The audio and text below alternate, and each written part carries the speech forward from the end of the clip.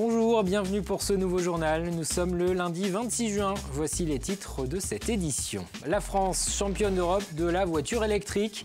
Notre pays est celui qui compte le parc de véhicules le plus important dans l'UE. De plus en plus d'automobilistes franchissent le pas, séduits par l'autonomie des batteries qui progresse, mais aussi par les incitations fiscales. Nous avons rencontré quelques conducteurs convaincus lors de la 4e édition du Vendée Energy Tour.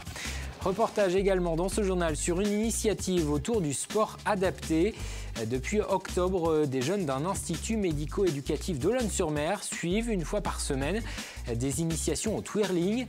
Selon leurs éducateurs, la discipline présente plusieurs aspects positifs. Elle permet à ces jeunes en situation de handicap de développer leur éveil et leur motricité.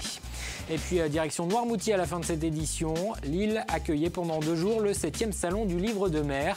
Une 60aine d'auteurs avaient répondu à l'invitation. Parmi eux, l'animateur de télévision Georges Pernou et le skipper Sébastien Dostromo, mais aussi des auteurs de bandes dessinées inspirés par les aventures de certains marins d'exception. Plus économe, moins polluante, la voiture électrique séduit de plus en plus de Français. En mars dernier, le seuil symbolique des 100 000 immatriculations de véhicules 100% électriques a ainsi été franchi. Et ce nombre devrait être multiplié par 3 d'ici 3 ans, selon l'association AVER. Ce week-end, un événement autour de la mobilité durable se déroulait dans notre département, le Vendée Energy Tour. Objectif, promouvoir la voiture électrique. Un rallye était par exemple proposé. Il a rassemblé environ 80 participants venus de toute la France. Élodie Pépin a rencontré quelques-uns de ces automobilistes convaincus. Jérôme Freinet est un utilisateur de voitures électriques de la première heure.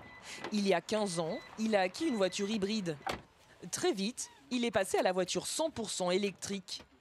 Un Kangoo première génération, puis cette Citroën C0. Un véhicule avec lequel il participe régulièrement à des courses et des rallyes. Pour lui, l'électrique présente de nombreux avantages. La voiture électrique, c'est le silence, il n'y a pas le bruit du moteur, et puis bien sûr les odeurs et les rejets d'émissions toxiques du pot d'échappement. C'est relaxant, c'est zen, c'est une conduite plus apaisée, on va dire. Cette voiture présente une autonomie de 150 km. Jérôme Freinet doit donc régulièrement la recharger. L'un des aspects qui freine généralement les acheteurs. Mais d'un point de vue économique, là encore pour Jérôme, la voiture électrique est la grande gagnante. Un plein pour une voiture électrique, ça coûte à peu près, on va arrondir à 2 €, la fourchette haute. C'est à peu près 7 fois moins cher que du carburant diesel ou essence. L'économie réalisée sur le long terme, c'est ce qui a séduit notamment Karine Gaborio et son mari. Il y a 8 mois, pour remplacer leur ancienne voiture, ils ont choisi d'acheter une Zoé. Une électrique, acquis pour seulement 11 000 €, borne de recharge rapide incluse. Les bonus environnementaux et la reprise de notre vieux diesel ramenaient le prix d'achat à un prix qui défiait toute concurrence. Et il n'y a pas de frais d'entretien sur ce type de véhicule, il n'y a pas de vidange. Voilà, on est sur une révision à 70 € par an, donc économiquement c'est imbattable. Néanmoins, pour leur long trajet, le couple utilise toujours une voiture thermique. La Zoé sert essentiellement à Karine pour son trajet de 70 km entre le domicile et le lieu de travail. Les bornes de recharge rapide sont encore peu nombreuses et restent un obstacle pour les potentiels acheteurs. Car si de plus en plus de Français se laissent tenter par l'électrique, il faut néanmoins rappeler que les voitures électriques ne représentent que 2% du parc automobile dans le monde, selon l'Agence internationale de l'énergie. Et une autre alternative aux voitures diesel et essence se développe également. Il s'agit des véhicules roulant au gaz naturel et au biogaz. Pour accompagner leur essor, des stations publiques sont en cours de déploiement. 7 devraient voir le jour en Vendée. La première sera installée à La Chaise-le-Vicomte. Les travaux débuteront à l'automne. Cette station délivrera du gaz mais aussi du biométhane d'origine agricole. Elle sera accessible aux particuliers et aux transporteurs de plus en plus intéressés par ces nouveaux carburants. Après l'électromobilité, nous nous intéressons en parallèle à la mobilité gaz, qui est aussi un carburant beaucoup plus propre.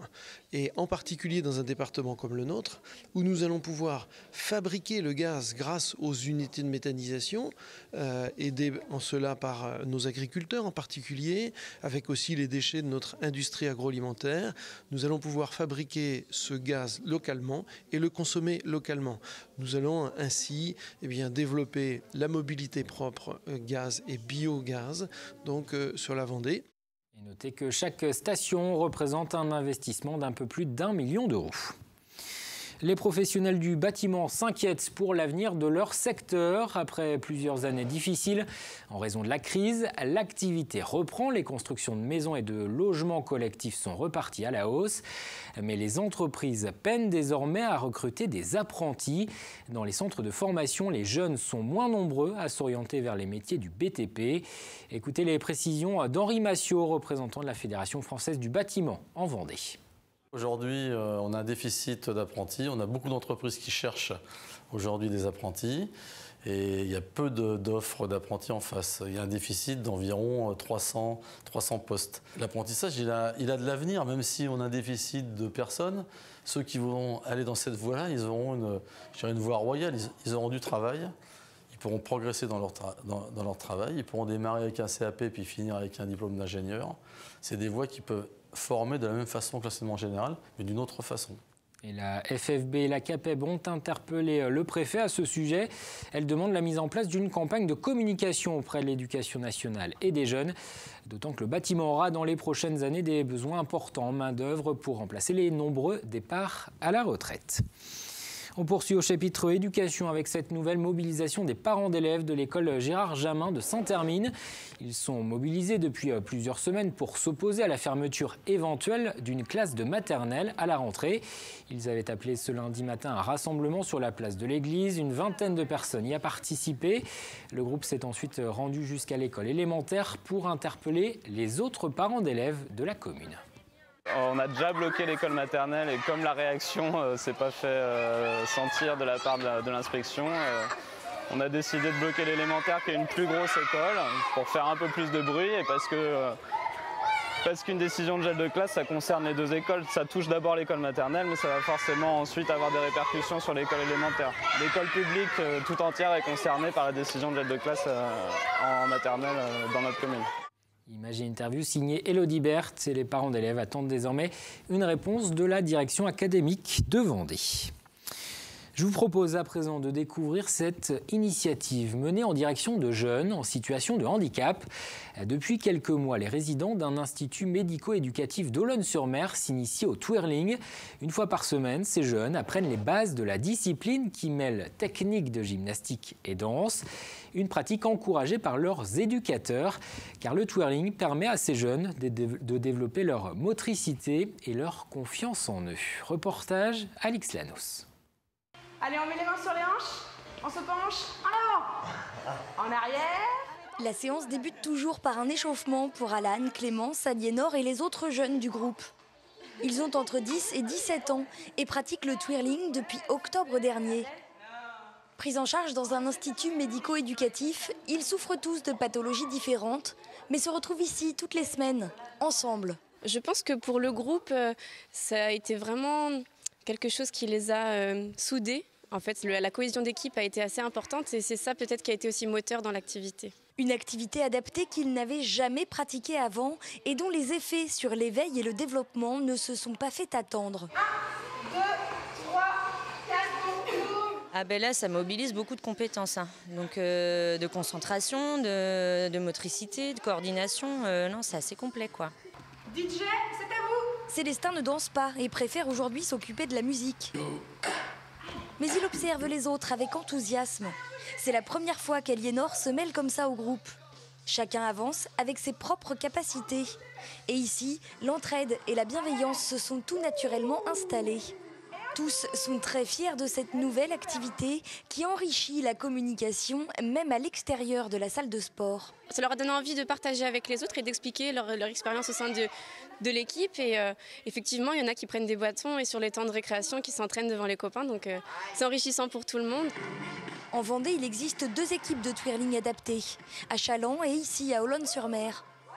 Une activité pour laquelle les jeunes aussi ont dû s'adapter à la rigueur du travail à fournir pour relever le défi de danser en mai dernier devant 2000 personnes lors du championnat régional de twirling à Challans. On ouvre une page sport avec d'abord cette annonce en cyclisme. Brian Coquard ne participera pas au Tour de France. Le coureur de Direct Énergie n'a pas été retenu par Jean-René Bernaudot. Le manager de la formation vendéenne a dévoilé ce lundi la composition de l'équipe. Elle sera emmenée par Thomas Voeckler, Sylvain Chavanel, Lilian Calmejane, Adrien Petit, Romain Sicaran font également partie, tout comme Peric Kemener, Angelo Tulik, Thomas Bouda et Johan Gene. Brian Coquard, qui quittera Direct Énergie à l'issue de la saison, a donc été écarté. Jean-René Bernaudot a expliqué son choix ce lundi soir dans 85 chronos. L'émission est à retrouver en replay sur notre site internet. Dans le reste de l'actualité sportive en voile, le départ de The Bridge a été donné ce dimanche en fin de journée à Saint-Nazaire. Cette course inédite oppose 4 maxi trimarans ultimes au Queen Mary 2. Qui sera le plus rapide à traverser l'Atlantique? A priori, pas de suspense. Le paquebot géant est attendu le 1er samedi à New York. Au pointage de 17h, il menait la flotte devant le trimaran barré par Francis Joyon. 3e, l'équipe de François Gabard. 4e, Thomas Coville. 5e, Yves Leblévec. 1200 sportifs étaient réunis de leur côté tout le week-end à Saint-Jean-de-Mont pour le 33e triathlon international. 5 courses jeunes, féminines, masculines et en relais étaient organisées. Le départ des épreuves était donné sur le front de mer. Sur la distance olympique, c'est le Montois Brice Daubord qui s'est imposé devant un autre licencié du club, Brian Le Toquin. L'événement était encadré par 200 bénévoles. Enfin, du côté des Sables d'Olonne, un jubilé était organisé en l'honneur de Vincent Vilaine et de Pierre Escalier, fondateurs de l'école de rugby Sablais. Plusieurs anciens du 15 de France avaient fait le déplacement pour une rencontre amicale. Fabien Pelouse et Mylène Tamac notamment ont échangé quelques passes. Auparavant, un match était organisé entre les cadets B du Stade Toulousain et une sélection des Pays de la Loire. Victoire des sudistes. Il est des portes sur la mer que l'on ouvre avec des mots. Cette citation du poète espagnol Rafael Alberti pourrait résumer le salon du livre de mer de Noirmoutier. La 7e édition de ce rendez-vous littéraire vient de se tenir pendant 2 jours sur l'île. Une 60aine d'auteurs étaient présents, dont les skippers Philippe Poupon et Sébastien Dostremo, mais aussi Georges Pernou, parrain de cette édition. Les visiteurs ont pu échanger avec eux et découvrir les dernières sorties littéraires, car la mer et les marins inspirent depuis longtemps les écrivains. Plus de 120 ans après sa mort, Narcisse Pelletier continue de fasciner. Ce marin vendéen a été abandonné par son équipage en Australie. C'était le héros de BD parfait pour Chanouga. Il a eu un destin absolument édifiant, recueilli par un clan aborigène qui a probablement jamais vu de blanc, adopté par ces gens-là, il est très jeune, adopté par ces gens-là, donc c'est déjà c'est incroyable. Et des destins comme celui-ci, l'histoire maritime en compte des centaines. Il suffit de se promener dans les allées du salon de Noirmoutier pour découvrir d'autres parcours extraordinaires, comme ceux des naufragés de Tromelin. Sylvain Savoya s'est passionné pour ces 80 esclaves abandonnés au XVIIIe siècle sur une petite île de l'océan Indien. J'avais trouvé ça tellement fort au niveau des thèmes qui étaient abordés, de l'esclavage, du naufrage, de la survie, de l'abandon, voilà, tout un tas de choses, de l'île déserte aussi. Ça résonnait dans mon imaginaire et j'avais très envie d'en faire un album de bande dessinée. Ces histoires, Georges Pernou les a racontées pendant 37 ans à la télévision. Le désormais ex-animateur de Thalassa a une admiration pour les travailleurs de la mer. Les gens aiment bien voir comment travaillent les pêcheurs. Alors nous, on va pour les filmer et eux découvrent la vie de pêcheur. Et qui pour un terrien qui n'est pas un grand nageur, vous dites quand même c'est un métier costaud, quoi. Sébastien Destremo symbolise lui aussi un peu ces aventuriers maritimes des temps modernes. Le dernier du Vendée Globe raconte dans Seul au monde ses 4 mois passés en mer en solitaire. Le skipper se livre aussi sur son enfance et son parcours. On a tous des rêves et on a tous des rêves qu'on met au placard parce que on se trouve des barrières qu'on n'ose pas enlever. Ce livre, il montre qu'avec rien, puisque moi j'ai rien, avec rien on peut faire quelque chose d'aussi grand dans l'esprit que le Vendée Globe. Un message qui n'aurait sans doute pas déplu à Victor Hugo ou Ernest Hemingway. Comme chaque lundi, jetons un coup d'œil à l'agenda de la semaine. Ce mardi, première séance à l'Assemblée nationale pour les 577 députés nouvellement élus ou réélus. Parmi eux, les 5 députés vendéens qui siégeront tous pour la première fois au Palais Bourbon. Cette première séance sera consacrée à l'élection du président de l'Assemblée nationale. Mercredi, début des soldes d'été. Ils vont durer jusqu'au 8 août. 6 semaines donc de rabais et de promotion. Selon un sondage Toluna, 73% des Français ont prévu d'en profiter pour faire des achats. C'est un peu moins que l'an passé. Enfin, samedi, les amateurs de cyclisme seront sans doute devant leur télévision pour le départ du Tour de France. Cette 104e édition s'élancera de Düsseldorf en Allemagne. Arrivé le 23 juillet sur les Champs-Élysées après un parcours de 3500 km sur les routes de l'Est et du Sud de la France. Avant de refermer ce journal, la météo, un temps instable prévu ce mardi avec un ciel couvert et des averses orageuses localement. Les températures resteront agréables, il fera 22 à 26 degrés dans l'après-midi. Les prévisions complètes, c'est dans un instant avec Fanny Poirier. C'est la fin de cette édition, merci de votre attention.